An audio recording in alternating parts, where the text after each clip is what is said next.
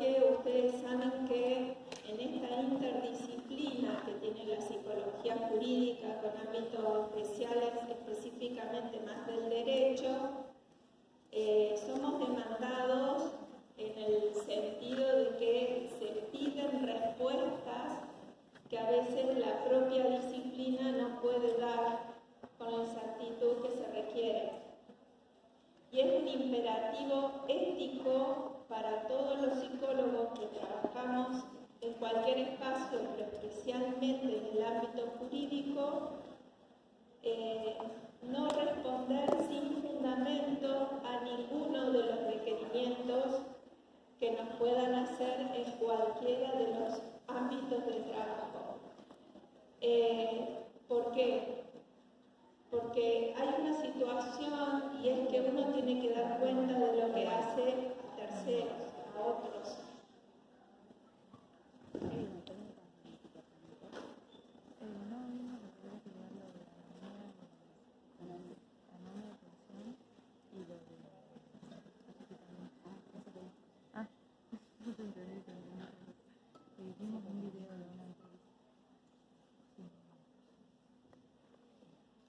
Eso nos requiere como formación, primero tener los fundamentos suficientes desde nuestra disciplina, que a veces sí alcanzan y a veces no alcanzan, según cuál sea el destinatario de nuestra práctica, y también la utilización de un lenguaje que va a ser compartido por otros que requieren de nuestra información, que no son colegas nuestros, que son abogados, que son médicos, que tienen otras profesiones y que necesitan de nuestro informe para tomar decisiones o para complementar alguna medida a llevar a cabo.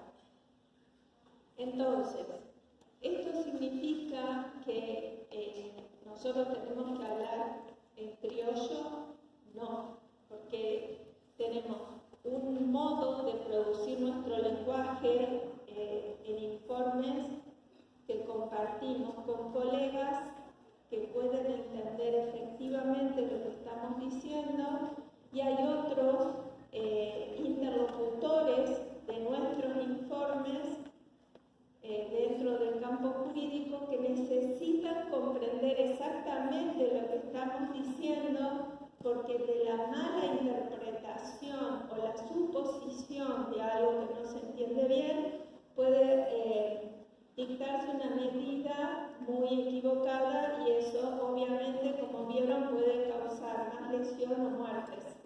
Dentro de este campo jurídico, esas suelen ser las consecuencias de una mala praxis. ¿Sí? Bueno, en relación a lo que es la psicología criminológica, algo ya vimos de lo que se ocupa la criminología, algunos aspectos ya desarrollamos de qué aporte puede hacer la psicología, pero no me voy a detener tanto en esto porque sé que en los prácticos ustedes van a ver las teorías psicológicas que aportan a la explicación del comportamiento delictivo, y el próximo teórico lo tienen específicamente con los aportes de la psicología a la criminología. Por lo tanto, ese tema lo van a ir profundizando progresivamente. Yo de lo que me voy a ocupar más ahora, vamos a empezar a desarrollar un poco de manera teórica lo que es la psicología jurídica y forense, y cuando terminemos esa parte traje una pericia que sería el producto de trabajo de un perito forense, perito psicólogo forense, y traje un informe criminológico que es el informe que se hace cuando una persona es condenada y entra a cumplir su condena en la institución penitenciaria. Un poco para que ustedes vean de esta teoría cómo se requieren distintas estructuras de informes y objetivos para nuestro trabajo hecho en el campo jurídico. ¿Sí? Básicamente, la psicología jurídica es el estudio. A ver, dijimos la criminología es interdisciplinaria, ¿sí? Para ser criminólogo uno puede ser abogado, puede ser médico, puede ser antropólogo, puede ser psicólogo, puede ser lo que sea. Criminólogo puede ser cualquier otra profesión. Pero para el psicólogo jurídico, obviamente que hay que ser psicólogo, porque es una especialidad dentro de la psicología. Y esto tiene determinados requerimientos que lo diferencian del psicólogo que se recibe y trabaja en un consultorio particular con un paciente que le pide ser atendido o que le llega por una derivación.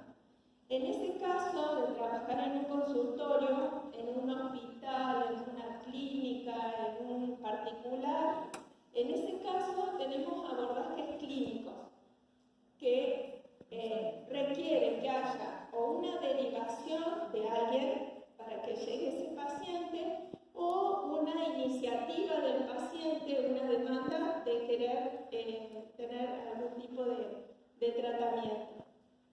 Cuando hablamos del campo jurídico, hablamos del lugar donde ninguno quisiera estar, porque esto involucra que cuando el psicólogo jurídico interviene, hay algo relacionado con un proceso judicial que está en curso. Y no solamente en el área penal, también en el área civil, en el área laboral. La pericia que yo les traje es una pericia en el campo laboral donde el juez le pide al psicólogo que evalúe el cuadro, qué consecuencias ha traído a nivel emocional un accidente que tuvo la persona dentro del lugar de trabajo. ¿Sí?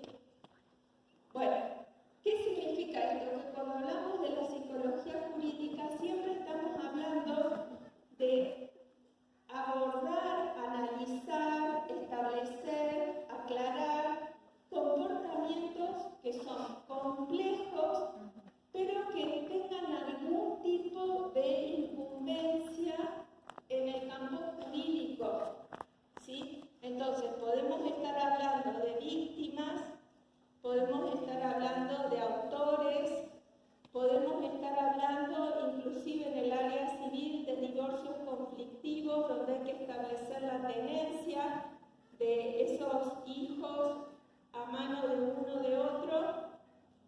Podemos tener intervenciones en situaciones de adopción, por ejemplo, para ver qué tipo de postulantes hay para determinado niño, niña, adolescente. Podemos también establecer qué daño psicológico se ha establecido a raíz de un accidente que les decía en el campo laboral, o cuando hay un conflicto entre el jefe y los empleados o un empleado donde se empieza a visualizar un trato maltratante. Eso se llama mobbing, todo el maltrato o violencia que se ejerce dentro del ámbito laboral, se llama mobbing, sobre todo cuando el que lleva a cabo esta práctica es el jefe sobre los empleados porque tiene un poder sobre ellos. Entonces le quita la posibilidad al empleado, a la empleada, que pueda accionar con ese jefe.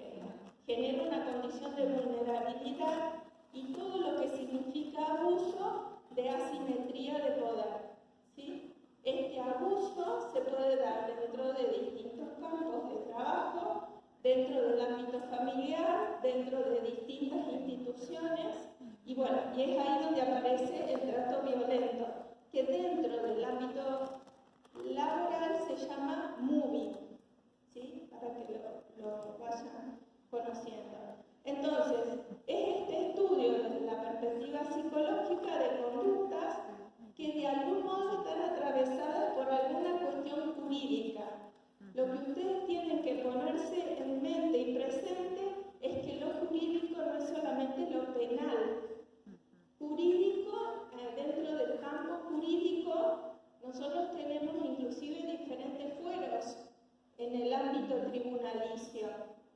está el fuero civil, el fuero laboral, el fuero de los jóvenes, el fuero penal juvenil, el fuero penal, efectivamente, y dentro de todos esos fueros hay psicólogos haciendo trabajos de peritajes.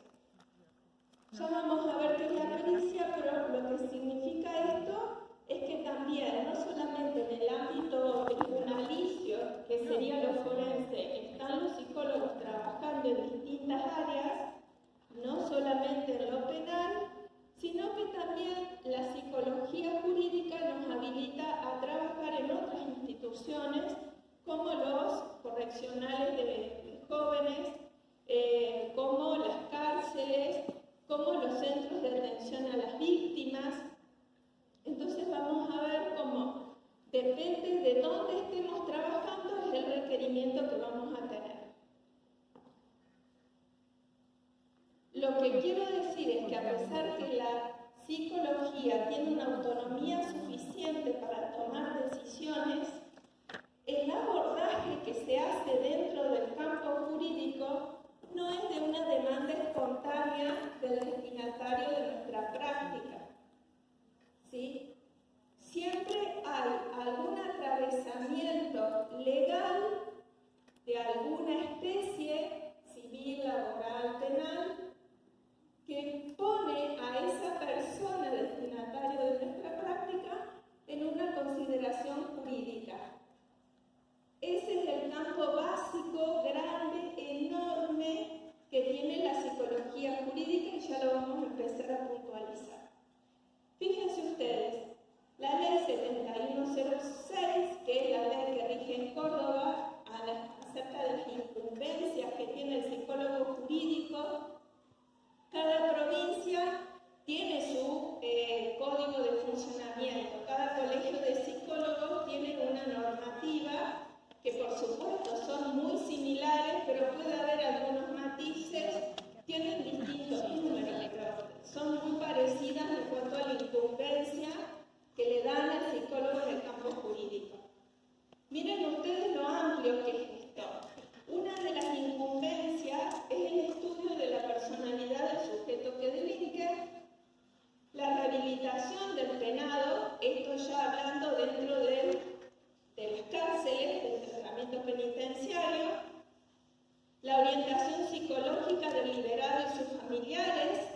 Esto existe una institución que se llama el Patronato del Liberado, donde se realiza un acompañamiento en el mejor de los casos, y voy a entrecomillar un poco, la finalidad, que en algunos casos resulta y en otros no, es acompañar al que ha estado condenado por un delito privado de libertad, acompañarlo en esa inserción progresiva a lo que es vivir libre. Porque, ¿qué pasa? Vivir privado de libertad, la privación de libertad, no es natural en el ser humano. Por lo tanto, sí o sí va a ir produciendo sus efectos. Algunos a nivel cognitivo, algunos a nivel sensorial, a nivel psicológico. O sea, se van produciendo un montón de determinantes que de alguna forma ponen a la persona en una situación distinta a la que es vivir en la vida cotidiana, con los desafíos que implica la vida cotidiana. Ustedes saben que la privación de libertad hace que estén encerrados en lo que se llama una institución total. Por lo tanto, toda la rutina que se establece para cada uno de los alojados dentro de la cárcel está programada por otros. Yo no puedo decir, estoy cansada, me voy a levantar a las 11. Hoy me levanté más temprano, o sea, si quiero voy a la escuela, si no quiero voy a trabajar, si voy, no voy. No es una decisión que se pueda tomar espontáneamente y que si se toman decisiones que no van con lo planeado, tiene sus consecuencias, ¿sí? En la conducta o la valoración que se hace de ese comportamiento. Eso después lo vamos a ver más detalladamente. Lo que digo es que una persona que viva 1 año, 2, 3, en función de una programación externa a él mismo, no tiene el conocimiento quizás propio de todo lo que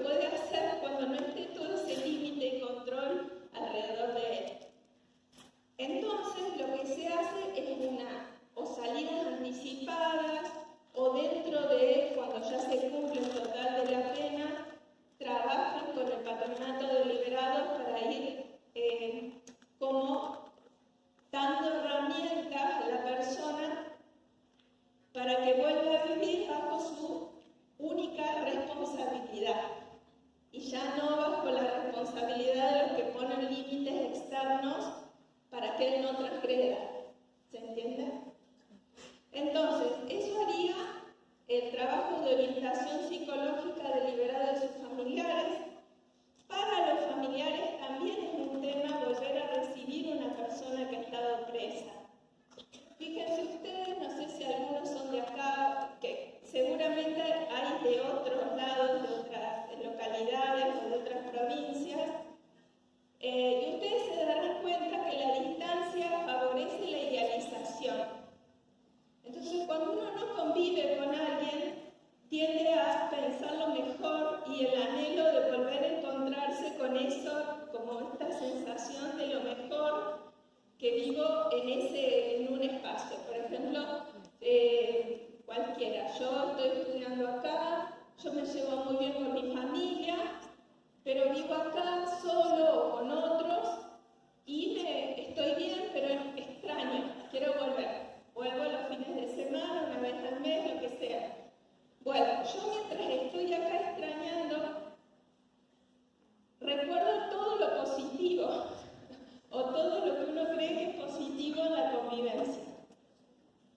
Yo vuelvo a mi casa, está todo bien durante un tiempo y de golpe, al tiempo que transcurro conviviendo de nuevo, empiezan a aparecer las cosas propias de la convivencia, que no es mi idealización de que todo siempre está bien.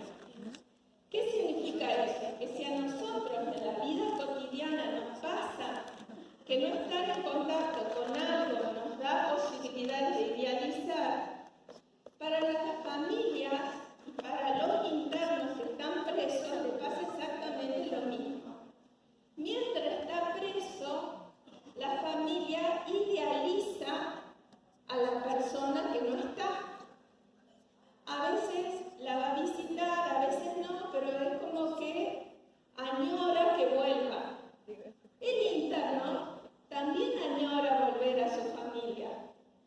Pero ¿qué pasa? Las experiencias que atraviesan tanto uno como el otro no son sin ningún costo.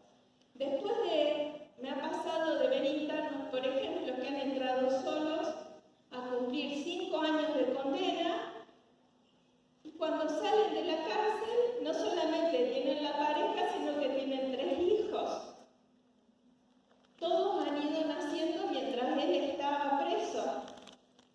Entonces, esa experiencia que cambia estructuralmente la concepción que se tiene de la familia y de la vida cotidiana, también produce su impacto en ambos espacios, tanto en la familia como en los internos. A veces los internos se encuentran que dejaron una mujer totalmente indefensa que dependía absolutamente de ellos, y en el tiempo que estuvo privado de libertad, la mujer pudo conseguir trabajo o estudió, hizo algo que le favoreció la autonomía, y cuando sale se encuentra con una mujer que piensa por sí misma. ¡Ah, qué diferente es eso en la convivencia nueva que se va a tener! Todos esos aspectos que parecen una pavada son muy importantes de irlos trabajando progresivamente a medida que la persona se va acercando nuevamente a su libertad. Porque las condiciones de la libertad que él dejó no van a ser textuales, van a modificarse. Él mismo también va a modificarse. Por eso es tan importante esta orientación psicológica que puede hacer un psicólogo en esa instancia entre el adentro y el afuera. También se interviene cuando hay algún tipo de problema dentro de los establecimientos cerrados. Acá esto es más propio del psicólogo forense, que ya vamos a ver qué significa, es la colaboración en peritajes, empleando los instrumentos específicos, la realización de peritajes psicológicos y de estudios que se puedan hacer, como les decía antes, no solamente en lo penal, sino también dentro del fuero de familia, del fuero civil, en el caso de las adopciones, en el fuero laboral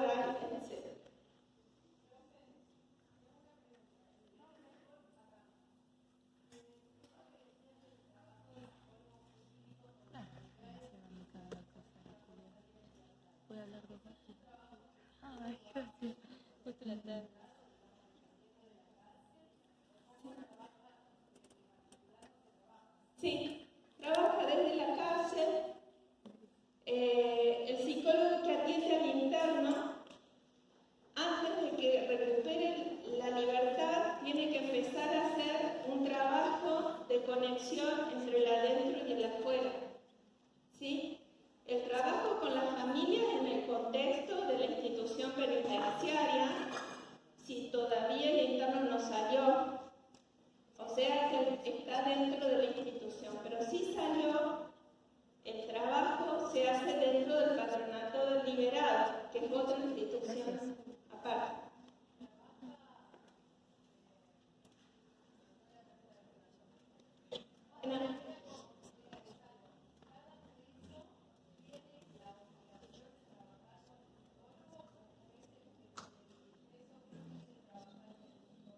No hay obligación, el tratamiento penitenciario, esto lo vamos a profundizar después, pero lo digo para contestarle. El tratamiento penitenciario interdisciplinario es obligatorio en relación al trabajo, la educación y la disciplina. Eso marca la ley 24660.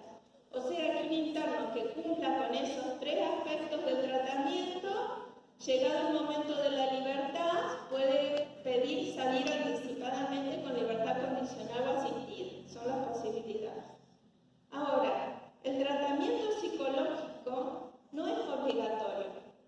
Por lo tanto, si como tratamiento psicológico, eso no significa que el psicólogo no deba intervenir dentro del tratamiento penitenciario con otro modo de intervención. Un tratamiento con alguien significa un acuerdo, una disposición del otro a trabajar cosas. ¿Cómo voy a obligar yo a una persona a trabajar psicológicamente? Cuando en realidad la esencia, que no se pierde en ningún campo de trabajo del psicólogo, es que haya una cierta predisposición a ver lo que uno tiene que revisar en la psicología.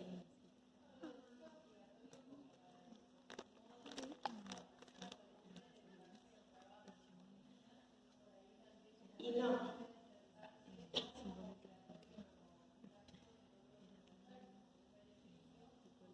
Es que lo obligatorio y lo no espontáneo no es beneficio. Si usted no cree en la psicología, ¿ustedes creen que todos creen en la psicología? Partamos de esa base. Ni adentro ni afuera. Hay mucha gente que cree, yo tenía una tía inclusive que me decía, ¿por qué estudiar psicología si uno puede hablar con un amigo y se le resuelven los problemas? Y no era la única, hay un montón de gente que no cree en la psicología o que la tiene asociada plenamente a la locura. Yo no voy a ir al psicólogo, no estoy loco. Eso, a pesar de que avanzaron los siglos, la ciencia y todo, seguimos en la vida. Hay mucha gente que no cree en la psicología y que no le ve ninguna utilidad al trabajo que nosotros hacemos. A no ser que nos asociemos a la psicólogo chiflado y en todos lados. Pero bueno, también hay médicos que se enferman.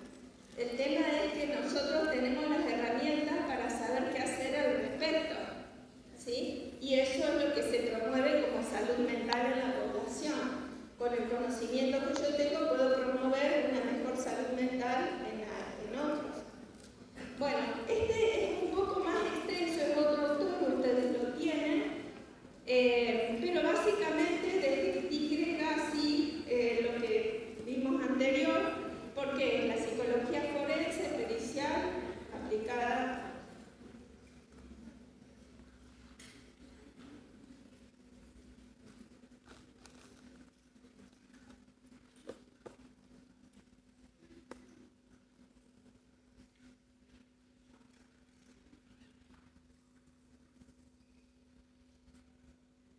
al campo forense, al campo de tribunales, la psicología penitenciaria, que estamos hablando de eso, se llaman de distintas formas, pero el campo de aplicación es el mismo. La criminalística o la psicología aplicada a la función policial. El psicólogo dentro del campo de la institución policial tiene diferentes modos de apuntalar o aportar al trabajo policial. Hay cuestiones que son propias de la institución. Cualquier fuerza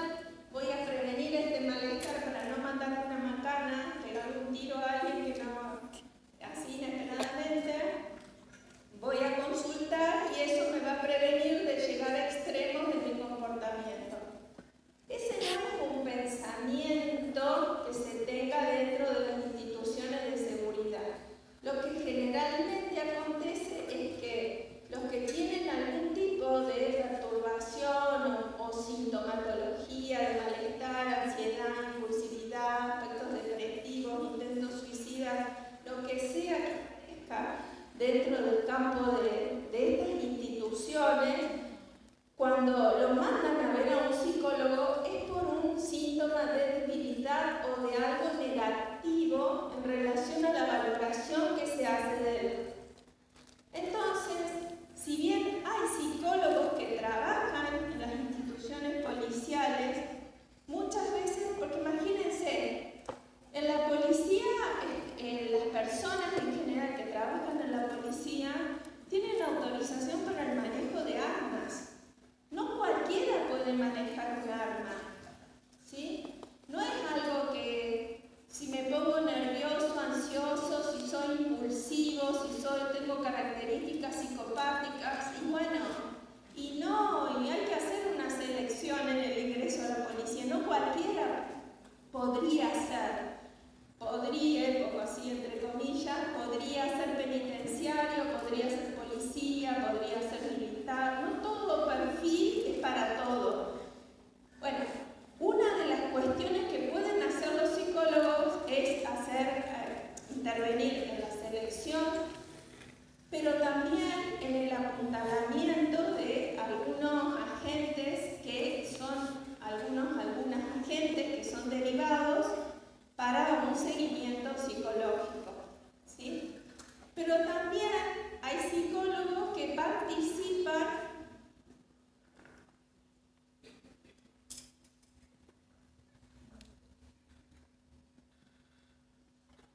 en las investigaciones que dan elementos para que dentro de una investigación de violencia, que puede ser familiar, de abuso sexual o de lo que sea, hay psicólogos trabajando con equipos de investigadores que pueden ir dando elementos para que se sigan pistas, digamos, que son más acordes a la escena que se dio en el delito. Bueno, también está la psicología del testimonio. Esto es muy importante, esto se hace dentro del campo forense, porque solamente hay que ver si la persona dice la verdad acerca de lo que va a declarar, sino si está en condiciones de hacerlo. La valoración de que si una persona puede o no estar en un juicio declarando, también la hace un psicólogo forense. Bueno, y así en el campo de la víctima, todo lo que es el abordaje a las víctimas puede ser para peritarlas, en el caso de que hayan sido víctimas, hacer un abordaje del tratamiento. Ahí vamos a tener dos psicólogos distintos, igual que con los autores. Un psicólogo, cuando esté en proceso judicial, ¿se acuerdan que dijimos que la instancia judicial tiene dos momentos? Uno de proceso y uno de condena. ¿Se acuerdan? El proceso es el tiempo que lleva hasta que una persona es sospechada de haber cometido un delito, se juntan las pruebas, ahí van los peritajes de todos los estilos, las investigaciones que hace el fiscal. Durante el tiempo del proceso, los psicólogos que intervienen con esas personas involucradas son los psicólogos forenses, porque son los encargados de acercarle lo que se llama evidencia psicológica a través de la pericia al juez, para que el juez pueda tomar una decisión más acorde a la persona o a las circunstancias que hicieron al delito. ¿Sí? Entonces, si esa persona es condenada, yo supongamos, digo, este supuesto autor de robo, en principio sería imputable, porque comprende la criminalidad del acto, puede dirigir sus acciones. Presenta determinadas características según lo que me haya pedido el juez que yo evalúe. ¿Qué pasa? Una vez que esto sucede y la persona es condenada, esa misma persona que yo evalué en proceso va a ser evaluada por otro psicólogo que ya está dentro de las cárceles, con personas condenadas, pero ese psicólogo que está dentro de la cárcel trabajando con personas condenadas tiene otra finalidad en la intervención. Ya no va a tener que evaluar si es o no responsable de un delito, porque ya el hecho que llegue a la cárcel de condenados es que se comprobó la culpabilidad y que va a estar con una pena determinada a cumplir en el tratamiento penitenciario. Ya tiene 5 años de prisión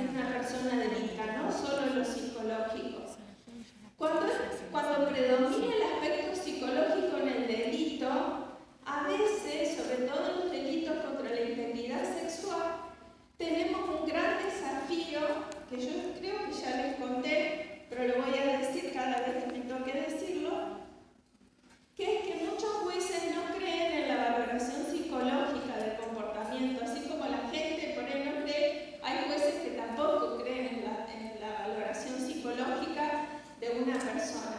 Entonces, yo les dije que el tratamiento penitenciario tiene como obligación trabajo, disciplina y estudio. ¿Sí? ¿Qué pasa? Cuando hay un autor de delito contra la integridad sexual, generalmente son personas que en la vida en libertad o ya tienen estudio o trabajaban, no eran personas conflictivas que generaran problemas afuera.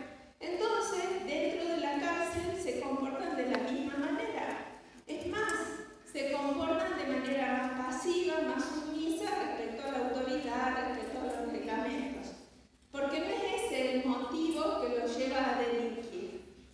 Entonces, si yo hago un diagnóstico de un interno que ingresó por delito contra la integridad sexual y veo que el factor que predominó para ese delito fue lo psicológico, porque lo otro estaba como adaptado, trabajaba, tenía estudios, se portaba bien, todo eso, yo al momento de tener que evaluar si el tratamiento penitenciario está dando resultados, si me quedo con que va a la escuela, trabaja y se porta bien, no estoy valorando nada nuevo, porque ese no era el aspecto que había que valorar en ese caso en particular para saber si algo cambió o no en relación a la posibilidad de su reincidencia. ¿Se entiende? Pero ¿qué pasa? Muchas veces nos ha pasado que algunos jueces que no creen en la psicología han dicho, y eso me ha pasado personalmente, que cuando en algún informe que pide el juez, antes de que la persona salga en libertad, uno pone que hay riesgos victimológicos porque aquello que lo lleva al delito está intacto, si bien trabajó, tiene ejemplar 10 de divino, se recibió de universidad estando preso, todo divino, pero el aspecto que lo lleva a delinquir no se modificó porque no hay ningún tipo de reconocimiento de este punto. Cuando uno lo pone con claridad, el juez lo lee cuando no cree en la psicología y dice: licenciada, usted lo está condenando 2 veces a esta persona. Cuando yo puse que hay riesgo victimológico, que aquello que lo lleva a delinquir no se ha modificado, por lo tanto, no sería conveniente que salga anticipadamente. Bueno, el juez me decía, pero usted lo está condenando 2 veces porque él va a la escuela, cumple con la disciplina, el trabajo y la educación, que es lo obligatorio. Si usted pone otra cosa que no es obligatoria, ya lo está condenando usted. Con ese sistema, si bien algunos jueces lo toman en cuenta, pues se dan cuenta que la persona tiene, tiene otros orígenes su comportamiento delictivo, no solo lo que se ve. Algunos lo toman en cuenta y retrasan, no le dan la libertad anticipada. De todas maneras, cualquier interno que tenga una condena, cuando cumple el total de la pena, va a salir en libertad. Esté como esté peor que antes, mejor que antes, no importa. Pero estamos hablando de los informes que los psicólogos presentamos frente a una posibilidad de libertad anticipada, ¿sí? Que es distinta, es otra responsabilidad. Bueno.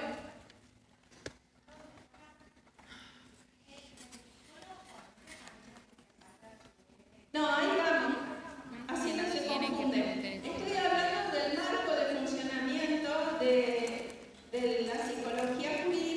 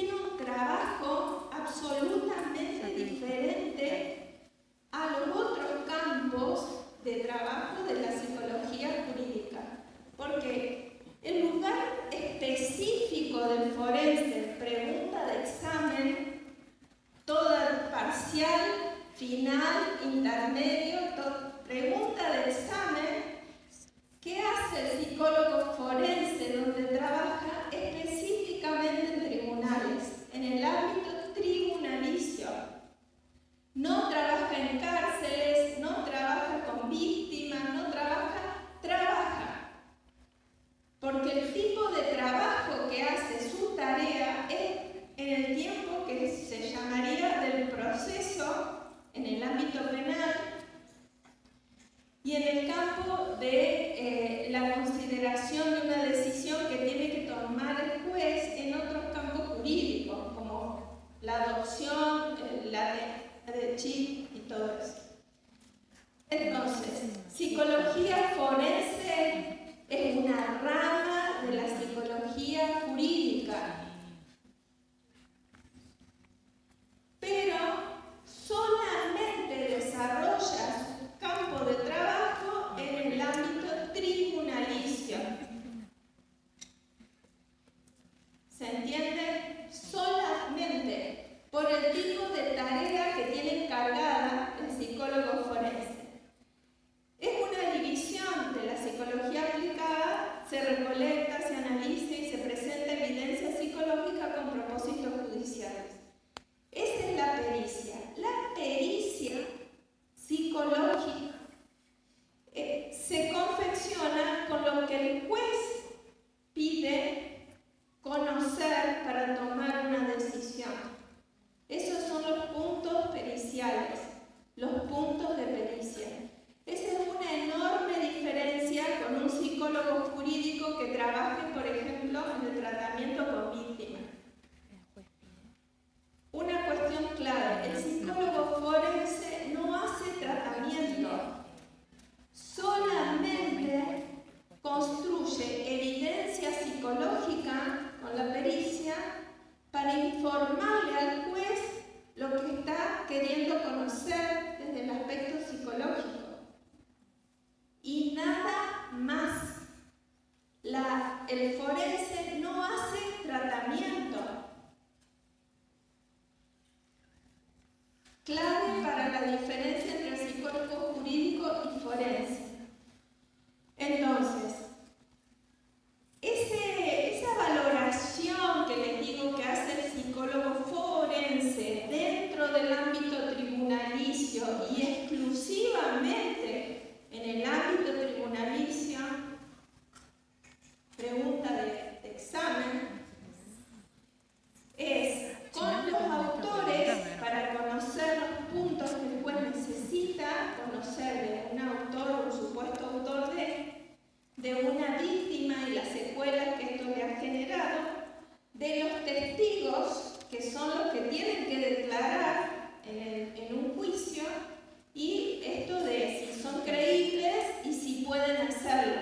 Esa sería la valoración que hace un psicólogo en este sentido. La función del psicólogo forense, entonces, es proveer de cualquier información que el juez requiera para que él tome una decisión. Esto es importante entenderlo porque en los exámenes lo contestan mal.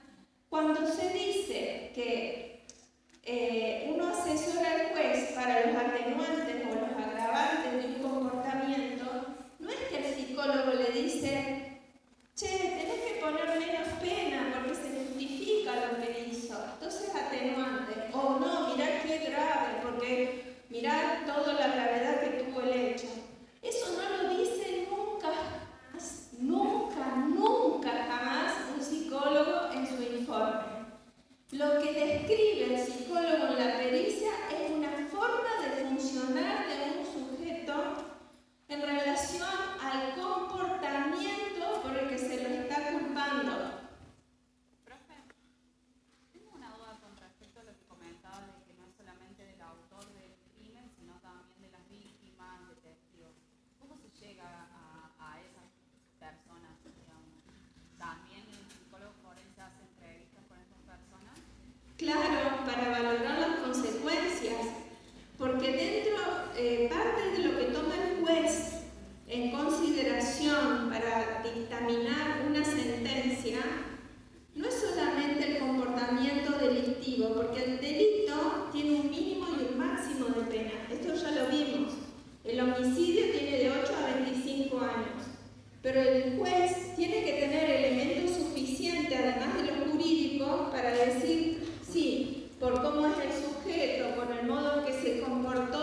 las circunstancias que generó y las consecuencias de su comportamiento en la víctima, le doy el mínimo, le doy el mediano, le doy el máximo. Le doy 8, 10, 12 o 15 o perpetua. ¿Sí? Lo que está en la ley es el mínimo y máximo que el juez puede poner en una pena. Pero la individualización de la pena, esto que veíamos a nivel judicial, se hace en función de todos los peritajes y la reconstrucción del hecho que hacen los investigadores y los peritos de distintas disciplinas. Porque no es solamente peritos psicólogos. Si uno tiene un accidente de auto y mata a alguien, van a venir los peritos mecánicos, los ingenieros, no sé qué. Van a ver, perito es un experto. El perito es un experto en algo. En la psicología es un perito forense. ¿Sí?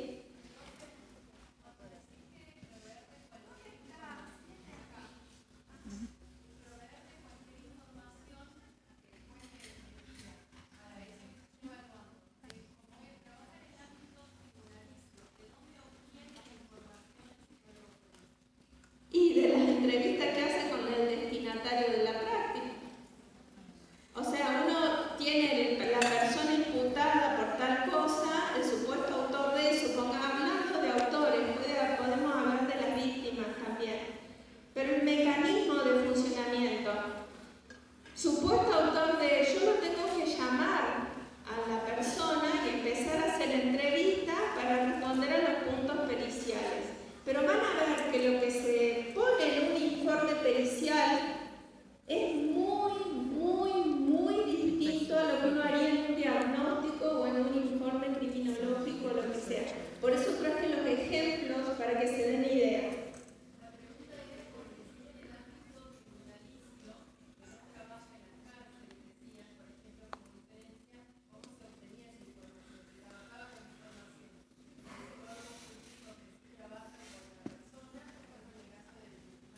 Es que no hay psicólogo jurídico trabajando con nadie hasta que no quede condenado.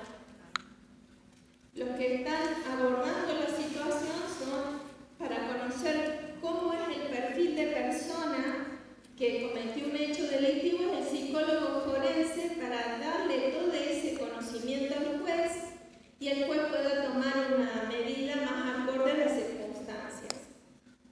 ¿Sí? Al perfil, la edad, la característica de personalidad, la intencionalidad, si puede o no ser juzgado, si, por ejemplo, hay personas que tienen un retraso mental, entonces capaz que se hay que declararlo inimputable, o porque es menor de edad, o porque, bueno, hay otras condiciones, tiene un padecimiento mental, estamos hablando de una persona con esquizofrenia, bueno, no va a ser imputado. De igual modo, ya lo hablamos a eso, que es una persona que es imputable. Dentro de lo que es hay distintos tipos de peritos también, ¿sí? Está el perito oficial, hablo de los peritos psicólogos. El perito psicólogo oficial es el que trabaja en tribunales, es un empleado del Poder Judicial. El sueldo se lo paga el Poder Judicial, es un empleado más dentro de todos los empleados que tiene el Poder Judicial. Esos son los peritos oficiales.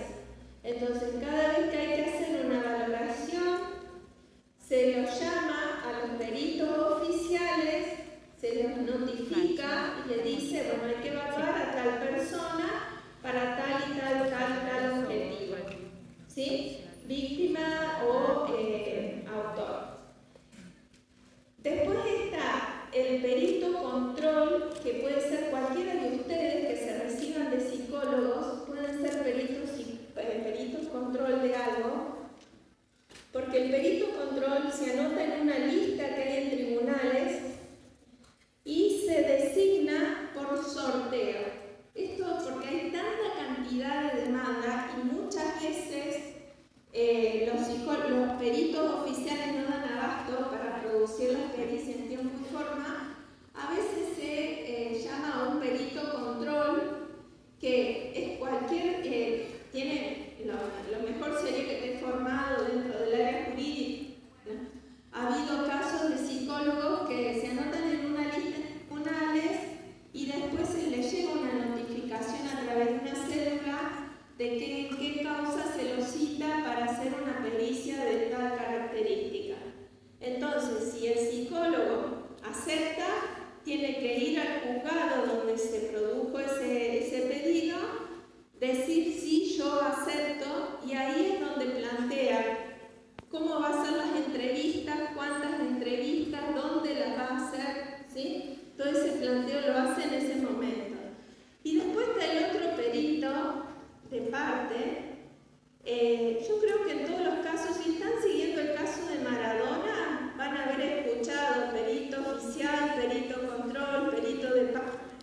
Seguramente han escuchado todos estos términos. El perito de parte es el que contrata el acusado, ¿sí? El que está acusado de algo. Entonces, lo que se hace con el perito de parte es que tiene que ver que los peritos oficiales estén haciendo bien el trabajo. Esa es como una forma de decir, digamos, que el perito de parte hace las propias investigaciones que a veces en una mala praxis distorsionan los casos, como el perito, yo digo quién le paga y ahí dime quién eres, porque el perito oficial tiene el sueldo en tribunales, ¿sí? Es un empleado más del tribunal. El perito control le asignan honorarios en función del trabajo que hace, o sea, le paga el Poder Judicial, pero son honorarios que se hacen puntuales por la pericia que realiza, ¿sí? En cambio, el perito de parte le paga la persona que está imputada, digamos, que tiene que ser defendida. Entonces, siempre la objetividad tiene que estar y la imparcialidad tiene que estar. Pero en el perito de parte a veces se tuerce un poco a favor de la persona que está siendo defendida. Y ese uso de la información que da el perito de parte es usada por el abogado defensor muchas veces distorsionando un poco las cosas, digamos, la situación. Sí. Por ejemplo, está en esos dos tipos de peritos que pueden estar en contraposición entre el oficial y el del acusado. ¿Cómo se llega, o sea que, cómo preguntarlo? ¿Cómo se llega a un acuerdo entre eso? Sí, el acuerdo en lo que vale es el perito oficial, siempre. Pero se comparte la información, el perito oficial le da acceso a todo lo que va realizando al perito de parte. Porque el perito de parte no le tiene que decir al perito oficial qué es lo que tiene que hacer. Pero sí, llegado el momento, prima, por eso los fundamentos que hay que dar hasta el último detalle, prima el perito oficial. ¿Y esa información, por ejemplo, se comparte antes de un juicio? O sea, antes de una... Claro, sí.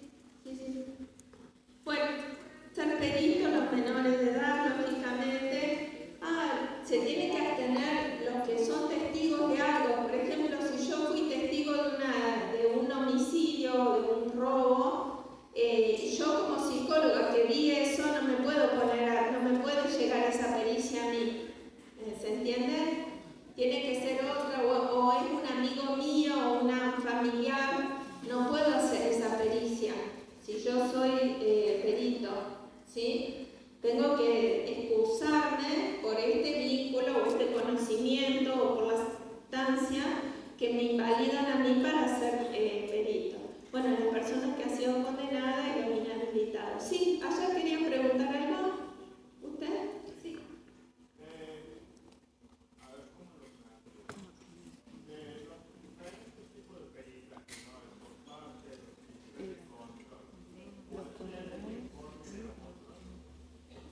No, o sea, cada uno llega por su camino a un informe. Lo que sí se hace después es compartir la información que se tiene. Si en el caso que haya un perito de parte, no siempre hay perito de parte, pero cuando hay perito de parte, se interacciona con el perito oficial. O sea, no es que no hablan. Lo que pasa es que llegado el momento, el que orienta la pericia y qué se va a hacer es el perito oficial. ¿Sí? El perito de parte puede agregar cosas desde su valoración, pero no puede transformar lo que el perito oficial fundamentó. ¿Sí? Lo que pasa es que pueden ser, una cosa es la diferencia de opinión y de criterio en función de valorar distintos aspectos, y otra cosa es como la distorsión de algo en función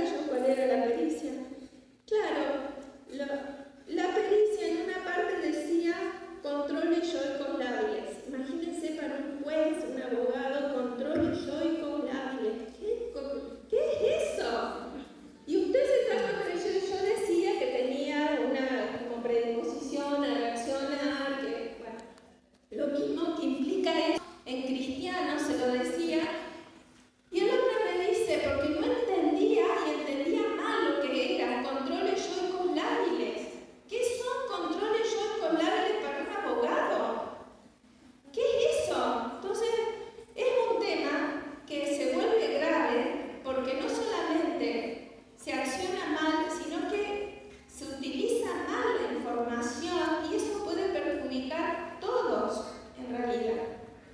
Entonces, cuando uno va a hacer una pericia, tiene que fijarse en la precisión científica, porque yo puedo fundamentar cada coma, cada punto que puse, pero en un lenguaje claro, porque eso lo van a leer todos en el expediente, el que tenga acceso, cualquiera. Otra cosa es lo que yo puedo hacer del informe para un colega. Un colega me pide que le voy a derivar a alguien, yo le hago un informe con un lenguaje que el colega va a entender. Y punto. Es otra cosa. Pero ¿qué pasa? ¿Por qué el lenguaje tiene que ser claro y los fundamentos tienen que ser extremadamente fuertes de todo lo que yo diga? Porque me pueden llamar al juicio a declarar. Porque a los peritos forenses los llaman a juicio a declarar para que avale y fundamente su pericia. Y ahí entra en un circo romano porque empiezan furiosos los abogados defensores y los fiscales a pelearse entre ellos con el informe psicológico y utilizan lo que se les da la gana del informe para atacar y para defender y para todo. Y me van a tratar como tratan, no sé por qué cosa en los juicios es así, a cualquier persona que va a testificar, que aporta, que quiere hacer como sumar para que todo se resuelva, la tratan igual de mal que a otro que está acusado de algo. O sea, no corresponde tratar mal a nadie, pero muchas veces el trato también a los peritos es confrontativo. Pero usted dijo esto, ¿y dónde dice eso? ¿Y por qué tal cosa? ¿Y por qué dijo otra? Y mire lo que dijo. Entonces, si nosotros no tenemos claridad meridiana de todo lo que pusimos en el informe fundado, podemos quedar como personas que están mintiendo o están distorsionando la realidad. Entonces, ¿qué significa esto? Yo no sé de lo que me preguntó el juez. Hay cosas que con la información que tengo, con las entrevistas que hice, no puedo dar cuenta de eso, no lo sé, no tengo elementos suficientes y eso es lo que se escribe. Respecto a este punto de pericia, no se tienen los elementos suficientes para dar respuesta al requerimiento. Punto. Eso es un comportamiento ético, ¿sí? Porque nosotros no podemos saber todo de todo. Cuando están dadas las circunstancias y entendemos bien de qué se trata, lo ponemos. Pero si no, no se pone. Entonces el perito psicólogo debe posicionarse éticamente y si bien debe dar respuesta a los puntos de pericia solicitados, desde su autonomía científica debe ejercer la libertad de decidir qué y cómo responder. Es esto que les estoy diciendo. No es porque me lo pregunte el juez, lo tengo que decir si no lo tengo claro. No se tiene claridad en algo, directamente no lo pongan. No importa que más o menos esté seguro, el más o menos nos va a meter en un lío tremendo. Dentro del fuero penal juvenil, el psicólogo tiene como distintos destinatarios, digamos, de intervención.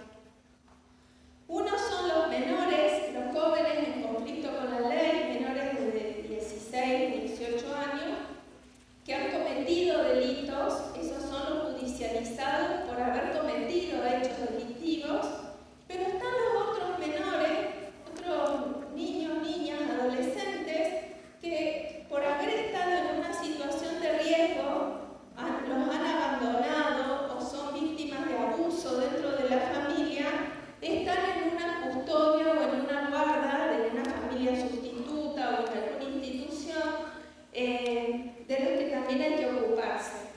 Entonces, dentro del campo penal juvenil se trabaja tanto con los autores de delitos como con los niños que están en riesgo o son vulnerables por alguna situación. Dentro del campo del ámbito civil, como les dije antes, se evalúan los daños inferiores, la inhabilitación, la protección de las personas, en los divorcios conflictivos, el régimen de visitas, la tenencia de los hijos, la violencia familiar. La violencia familiar tiene dos costados. Uno puede ser civil y en relación a la tenencia de los chicos y las visiones que se generan a partir de un divorcio por esta situación. Y otro es el costado penal, ¿sí? Que ahí es cuando hay una denuncia concreta sobre violencia, ya entra en el fuero penal y pueden tener una pata en cada uno de los fueros, en el fuero penal y en el fuero civil, por distintos tipos de situaciones. Bueno, intervienen las adopciones, en la nulidad de matrimonio, eso también.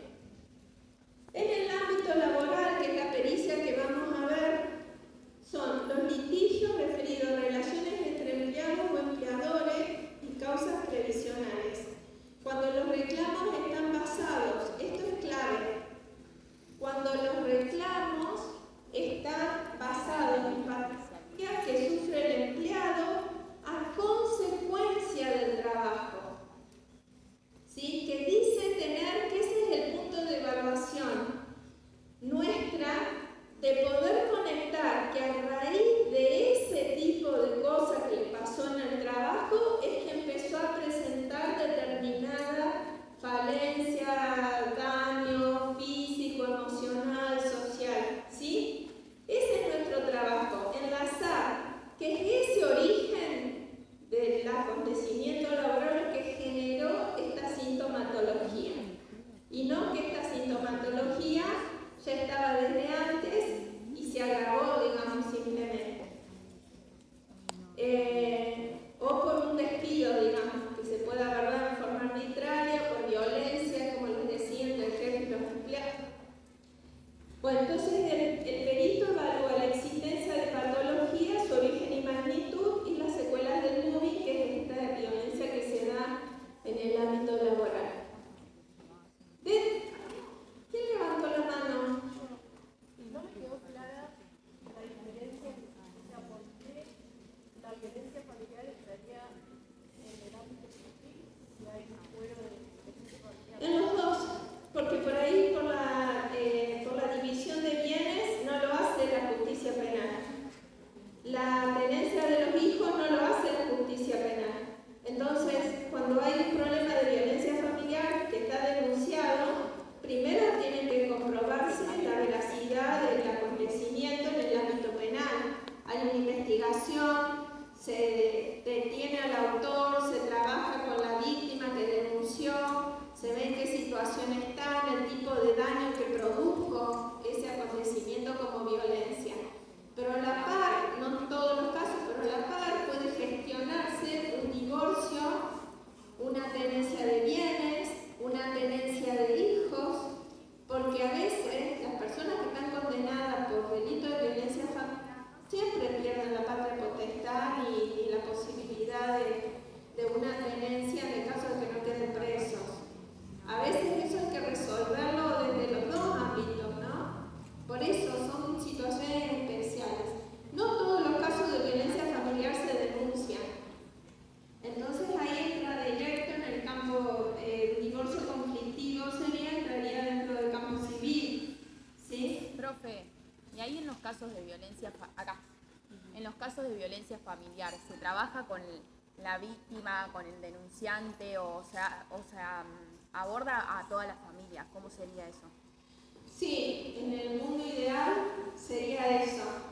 Lo que pasa es que una institución, la cárcel se ocupa del autor, el polo de la mujer se ocupa de la mujer, a veces no hay relación entre ellos, están hablando de la misma familia y no tienen la más mínima idea quién es quién. En el medio los hijos, que pueden o no ser asistidos o por el polo de la mujer o por la Dirección de Asistencia a Víctimas, y tenemos tres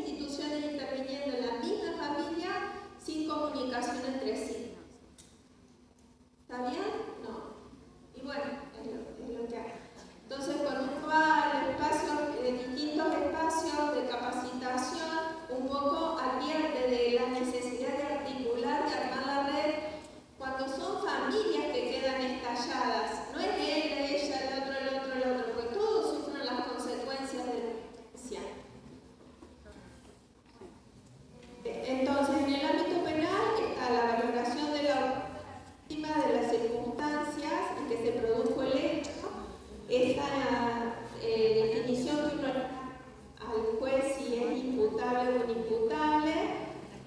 El derecho pide que se valore la peligrosidad. Desde el ámbito jurídico, desde el ámbito psicológico no se valora peligrosidad, porque el concepto de peligrosidad es un término psiquiátrico que está muy cuestionado porque ser peligroso como que apunta al ser de la persona.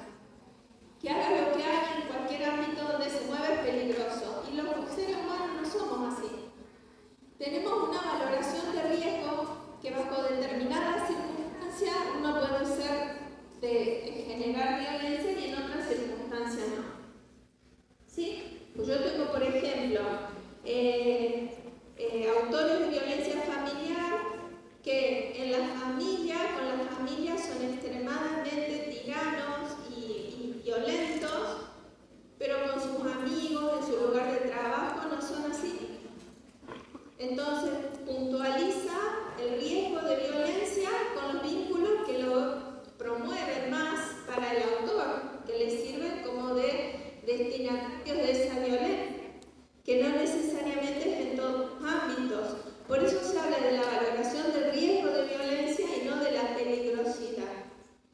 Y también para asesorar al magistrado sobre los dichos de los sujetos que entran, digamos, y el estado mental de los mismos, digamos.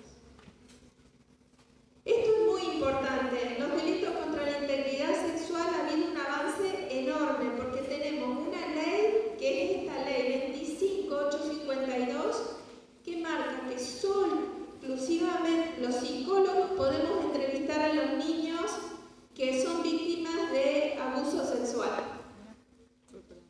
Porque antes, ¿qué pasaba? Los niños iban al juicio, como todos, como adultos, entraban a un lugar, no tenían ni idea, porque la sala de audiencia es tremendamente fea para cualquiera, amenazante para hasta los adultos.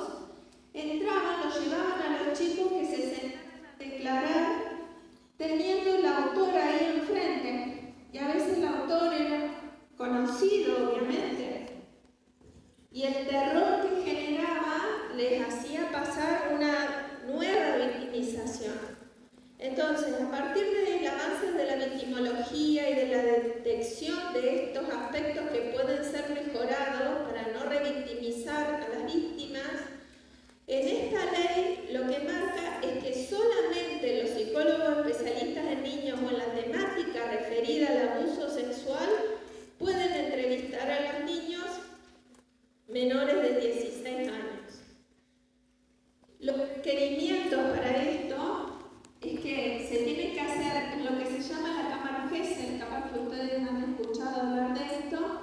Lo que permite es que el desarrollo de las entrevistas a través de la hora de juego, de la implementación de distintas técnicas, se puede ir haciendo con el psicólogo y el niño, y todos los que necesiten algo de información sobre lo que el niño dice o hace están del otro lado del vidrio. El niño no los ve. La cámara GESEL tiene eso, se ve de adentro para afuera, no se ve, solamente el que está afuera puede ver todo. Entonces lo que suele suceder es que a veces está el juez, a veces si autorizan están los abogados defensores, están los fiscales, todos los que de alguna manera necesitan información sobre lo que el niño diga. Como los niños no pueden ponerle palabras como adultos, muchas veces se arma a través de la hora del juego. Bueno, todo ese procedimiento de evaluación que se hace del niño lo pueden presenciar los que están involucrados en el proceso, fiscales, jueces, defensores, para no tener que volver a llamar al chico y que cada uno le pregunte como le preguntan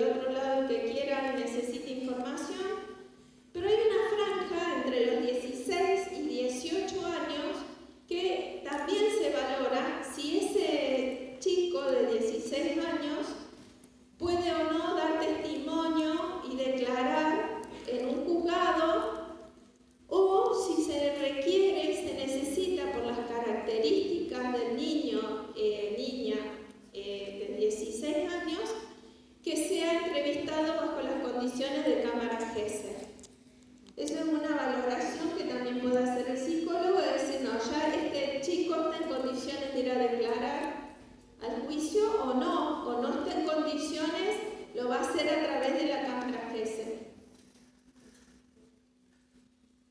Bueno, esto que les decía un poco, la valoración forense tiene estas características. Se hace en el ámbito tribunalicio y se responden a los puntos periciales que pide un juez. Distinto es en el ámbito clínico, porque en el ámbito clínico lo que se busca, primero, existe la espontaneidad del que pide asistencia y se encara el tratamiento. O sea, el diagnóstico es en función de hacer un tratamiento, un abordaje terapéutico. En el ámbito forense no tiene nunca ese objetivo. Nunca el objetivo es terapéutico de nada. Es solamente valorativo. Entonces, lo realiza al diagnóstico clínico un terapeuta, la finalidad terapéutica y se genera empatía con el paciente. En cambio, en el ámbito forense lo realiza el perito, el contenido es en relación a un procedimiento judicial, la finalidad es judicial y en el destinatario de la práctica genera resistencia, lo que lo puede llevar a la disimulación o a la simulación. ¿Sí? Muchas veces, asesorados mal por su abogado defensor, los autores de delitos simulan padecimientos mentales. Pero como el padecimiento mental, y ahí está la capacitación que todos tenemos que tener de cómo funciona un padecimiento mental, los que simulan hacen cosas como aisladas, ¿sí? Que si uno ve a un paciente con un padecimiento mental real, no presenta esa sintomatología, pero para poder darse cuenta que eso sucede, hay que conocer cómo funciona la verdadera enfermedad mental. Vamos a la pericia, ¿sí? No sé si nos va a quedar tiempo para el informe, pero vamos a tratar que sí. Esta es una pericia que se hizo en Mendoza, y lo digo porque por ahí hay una ley del psicólogo que es diferente acá en Córdoba a la de Mendoza. Fíjense ustedes cómo se encabeza. Licenciada, el nombre de la licenciada, este es el informe que se presenta al juez. ¿Sí? Nombre de la licenciada, perito psicóloga, se pone el consulta, que sería enfermedad por accidente. ¿Sí? Entonces, dice que en legal tiempo y forma vengo a presentar el trabajo pericial psicológico encomendado en Fojas, porque eso llegó un oficio y lo nombra. Hay una parte, informe psicológico, se pone el examinado, el nombre que tiene, el DNI, la edad, la fecha de nacimiento, el nivel de instrucción, ocupación. En este caso es un empleado municipal de la Municipalidad de Capital de Mendoza. Funciones que desempeña en la actualidad es mantenimiento de espacios públicos, en centros de salud, guarderías.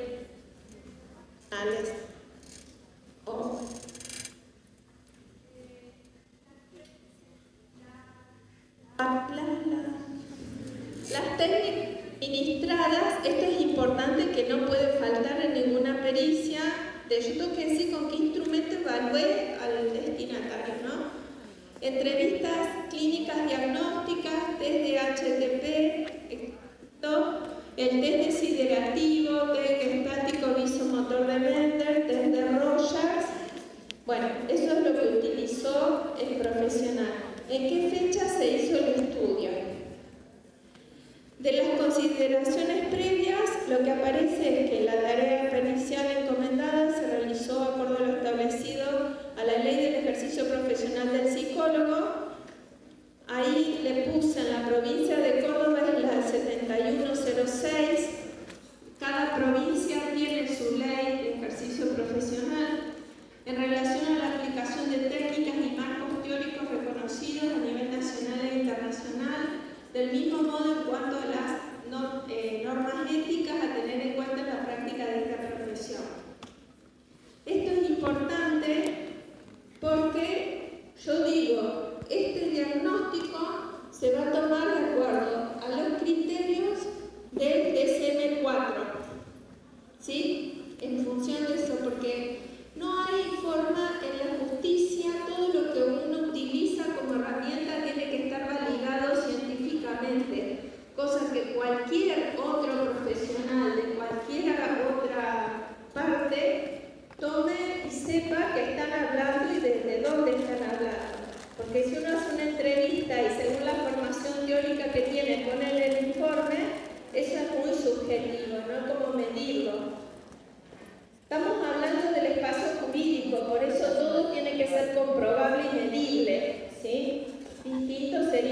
informe clínico.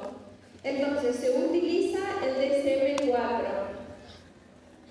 La metodología de trabajo se pone en el informe. Este dictamen es el resultado del material recabado en la implementación de entrevistas psicológicas semidirigidas y abiertas. En el momento del estudio, el examinado se encuentra lúcido, con un adecuado funcionamiento de sus capacidades básicas de atención, juicio crítico, juicio de realidad, percepción, pensamiento lógico formal, y desde el punto de vista clínico presenta un nivel de inteligencia normal promedio. Clínico en el sentido de que en este caso en particular, ¿sí? Porque este señor había, bueno, ya les digo el motivo después.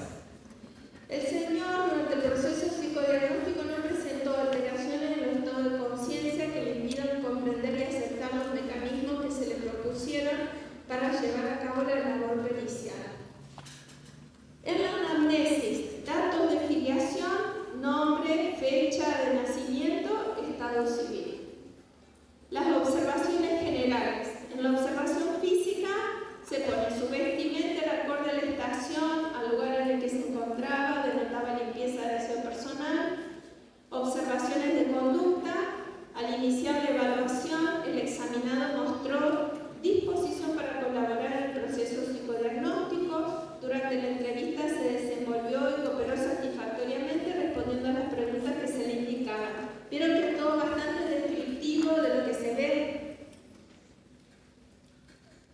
El motivo de consulta por el que llega el oficio, porque el hombre es lo que pidió. Dice, proceso psicodiagnóstico en el marco pericial psicológico encomendado. El examinado refiere, estaba trabajando para obras, estaba encargado de arreglar las veredas y acequias, acuérdense que esto es en Mendoza, levanté un pedazo de cemento y quedé doblado. Me llevan a la calle Morón, donde está la RT, ahí me inyectan calmantes para el dolor, me hacen radiografía, fisioterapia, tomografía, como 15 días de estudio con licencia laboral. Después me RT me da de alta, entonces me reincorporé al trabajo. No estaba conforme porque me seguía doliendo. Después la superintendencia me dan los médicos y me dan un par de días más. Me dice el médico que es una enfermedad que pierdo líquido de la columna. Me reincorporo al trabajo, empecé a trabajar con faja, desinflamatorios y calmantes, hasta que se terminaron. Después me mandaron a hacer mantenimiento, que no es tan pesado el trabajo. Actualmente trabajo de 7:30 a 14 de lunes a viernes. Continúa el dolor y me quedo duro. Lo que se valora, entonces, también la actitud hacia la familia, porque esa es la descripción y eso es lo que se va a tener que, digamos, valorar si del trabajo y de las secuelas del accidente se desprende un comportamiento psicológico que es el que pide el juez que se averigüe. Tiene una buena relación con la familia, recibe apoyo, contención de parte de los seres cercanos, tiene esposa y 5 hijos, hasta la edad de los hijos. En el examen mental, la descripción general, la apariencia demostró disposición para colaborar, comportamiento de actividad motora adecuada, actitud hacia el examinador, fue colaborador ya que no mostró resistencia a brindar información, prestaba atención a las preguntas que se le formulaban, humor y afecto, su expresión facial era congruente con sus estados de ánimo, es decir, que existe coherencia entre lo que dice y expresa. Lenguaje, uso de un lenguaje coherente y espontáneo, reactivo a las indicaciones del entrevistador, su discurso normal y su tono de voz era adecuado. Alteraciones sensoperceptivas. No muestra alteraciones sensoperceptivas y manifiesta no haber experimentado alucinaciones o ilusiones. Pensamiento. Presenta un buen número de ideas relacionándolas correctamente. Además, responde adecuadamente a las preguntas planteadas. Su capacidad de pensamiento dirigido a un objetivo es buena. Asocia correctamente los términos utilizados. Su pensamiento es lógico formal. Sensorio y cognición. Alerta y conciencia se encuentra en un estado lúcido, es decir, una persona capaz de mantener una conversación, responder acertadamente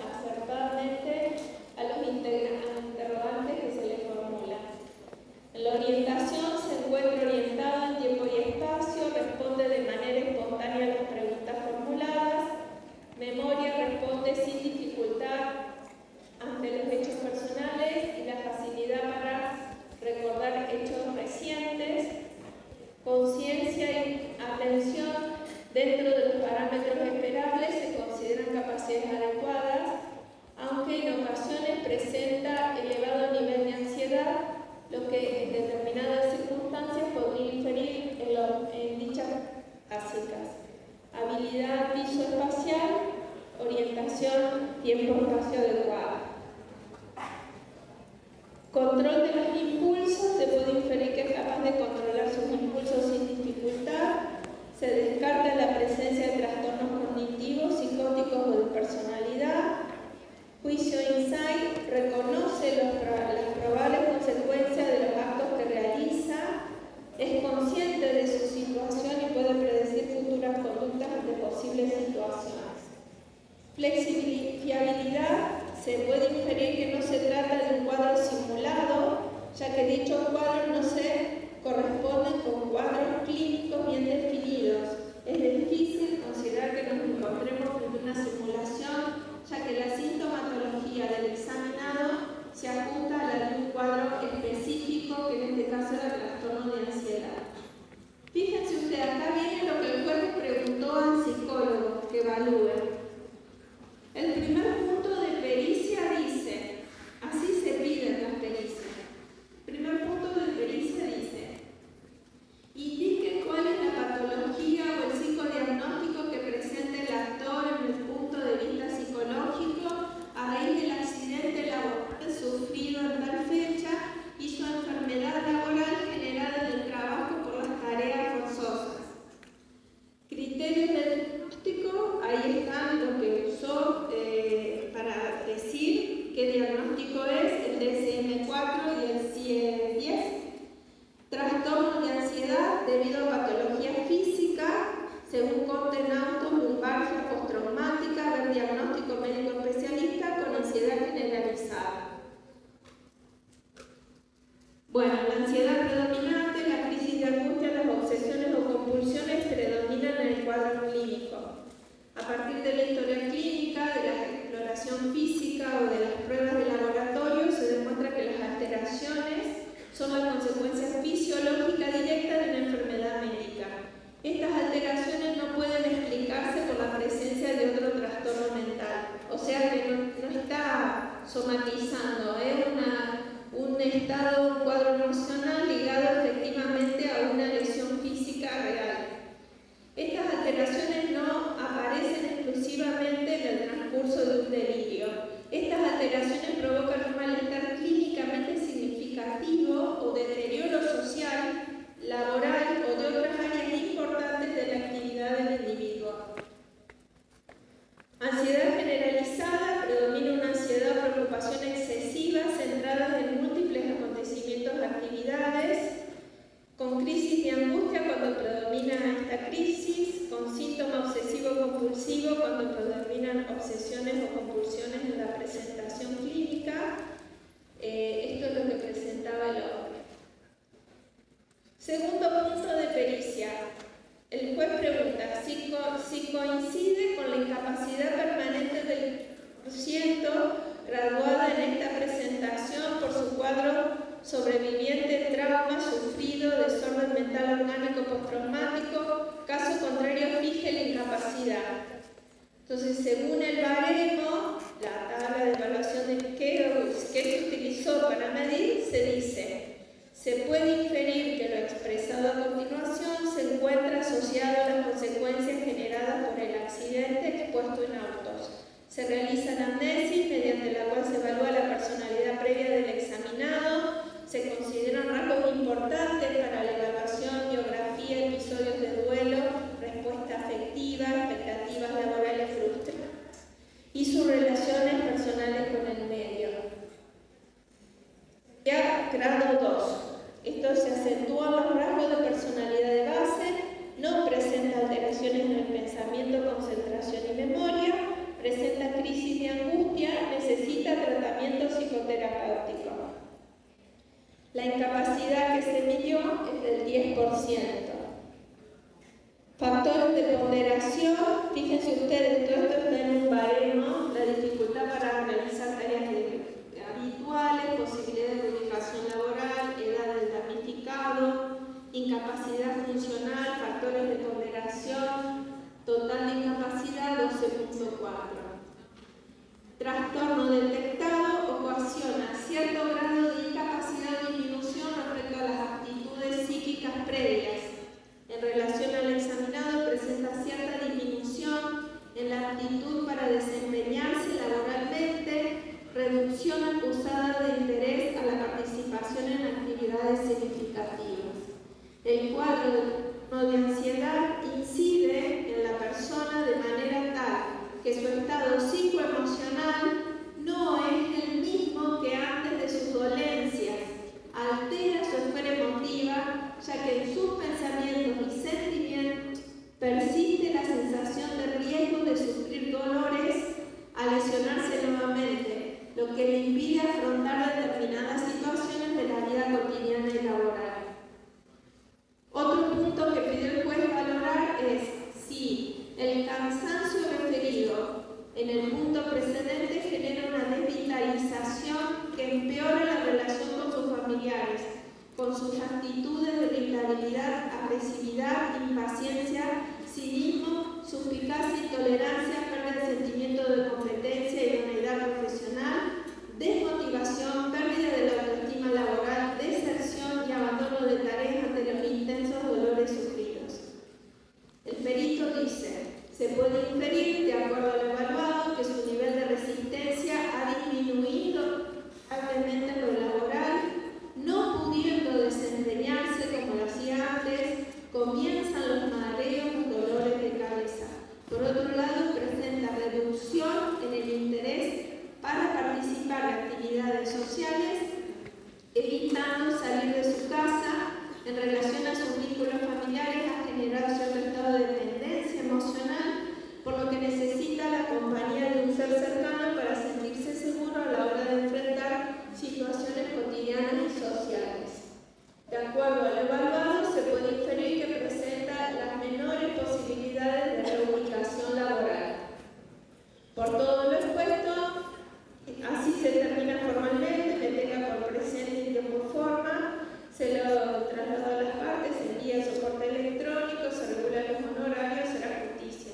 Así se termina, digamos, el informe. Pero fíjense ustedes que se va contestando lo que el juez pregunta. Acá no hay otro entrevista, ni está puesta la historia familiar de él, ni la reacción de la infancia, ni de cómo responde a los problemas en general. Está tratándose de conectar si lo que le pasó como accidente en el trabajo realmente es el factor que desencadenó todos estos aspectos de crisis, de ansiedad, de dependencia emocional, de alteración en los vínculos familiares a nivel social. ¿Sí? Entonces, con esta información, el juez toma una medida un poco más acertada, más ajustada y fundada acerca de cómo se va a resarcir esto que le ha pasado.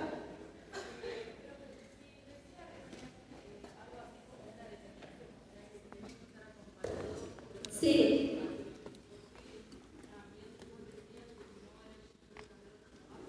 Sí, porque una cosa es la dependencia emocional que le genera con los vínculos familiares, porque no se quiere quedar solo, porque quiere salir acompañado frente al miedo que le pase algo, porque quedó sensibilizado con su dolor, con su lesión. Entonces, antes cosas que él hacía solo, totalmente autónomo, independiente, ahora necesita de alguien que lo acompañe para no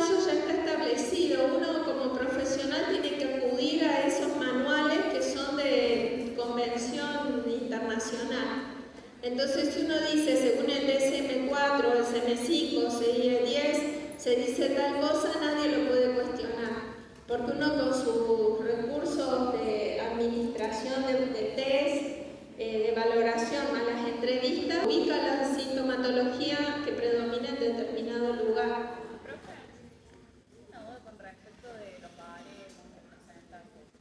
Eso, o sea, porque había varios como ítems. ¿De dónde sale? Eso ya está establecido, eso hay que buscarlo. Hay un baremo ya hecho como un manual de cómo se valora cada tipo de discapacidad. Qué disminución o qué ausencia de función genera determinada cosa. Pero eso es aplicable a través del crédito de test. Sí, pero no solamente lo psicológico, sino que acá el mismo psicólogo se basa en el diagnóstico médico que tiene sobre las lesiones, que son reales y que el perito médico lo que ha dicho es que este cuadro está presentado a raíz de tal lesión. Entonces uno también toma lo que dicen los otros especialistas para un poco fundamentar el otro aspecto más psicológico, porque podría ser un cuadro más histérico de decir, bueno, che, no es para tanto, tenés un moretón y me decís que no podés hacer ningún trabajo de fuerza. No, bueno, a ver, acá se respalda el aspecto de disminución de funciones a raíz de un cuadro médico real. Igual lo que no me quedó claro es, por ejemplo, hay un 10%, 15%, está ahí determinado que... Sí, pero eso ya está en una tabla. Por eso, Exacto. mi duda es, tiene que haber tal porcentaje como para que sea discapacitado, por así decirlo. Sí, determinada cantidad de síntomas o disfunciones o disminuciones o tienen distintos nombres, hacen a determinado porcentaje. Y en una X cantidad de porcentaje queda como incapacitado y en función de eso o no, medianamente, también hay un cuadro que dice, y en función de esas mediciones que se establece el juez, va a establecer qué se hace. Y otra duda que me quedó es, por ejemplo, en este caso específico, y es si hay un resarcimiento, una retribución monetaria. No es una, sino que es una jubilación por incapacidad o un retiro por incapacidad, lo que va a implicar que siga cobrando un sueldo, no un subsidio ni nada, sino que a raíz de Si era algo con la RT o el trabajo, el juicio partió de esa incapacidad que tenía la persona. Claro, pero responde el empleador. El empleador es el que tiene que hacer los procedimientos para una jubilación por incapacidad. Pero ¿qué le pasaba? Necesitaba los elementos para comprobar que efectivamente es algo que sí le pasa a la persona y que no es un cuadro simulado para sacar dinero o para hacer algo. No, acá. ¿Quién más? Sí.